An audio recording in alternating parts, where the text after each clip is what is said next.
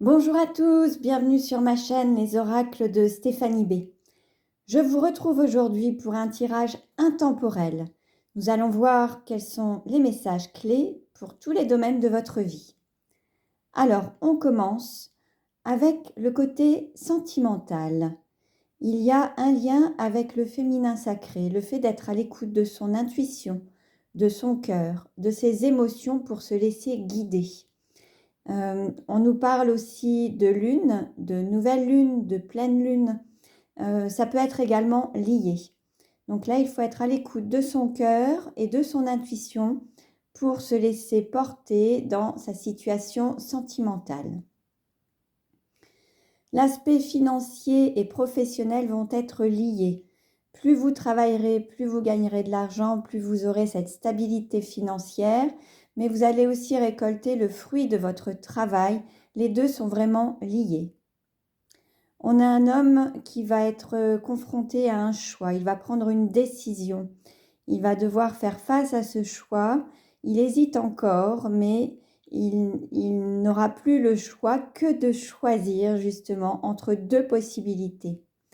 L'une, ça peut être de faire marche arrière et revivre une situation du passé, et l'autre, c'est aller de l'avant.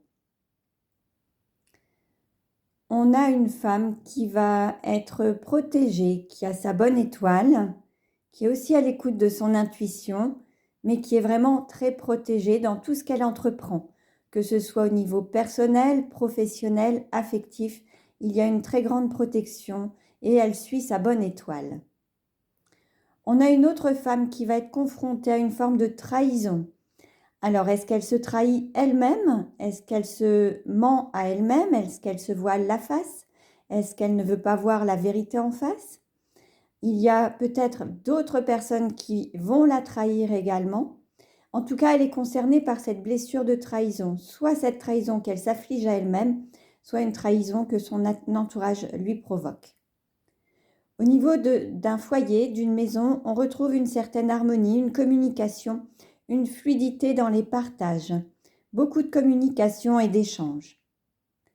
Nous avons un homme qui va voir un petit peu comment il se maltraite. Il peut alors soit se maltraiter lui-même de manière émotionnelle avec une forme de culpabilité par rapport à des choix qu'il peut faire aussi vis-à-vis des autres et pas par rapport à lui-même. Il peut culpabiliser de prendre certaines décisions qui lui seraient bonnes ou favorables, sauf qu'en fait, il pense d'abord à son entourage et il se maltraite lui-même et il fait des choix qui ne sont pas pour lui mais pour les autres. Ou alors, il y a une forme de maltraitance émotionnelle, d'emprise de la part d'une personne de son entourage.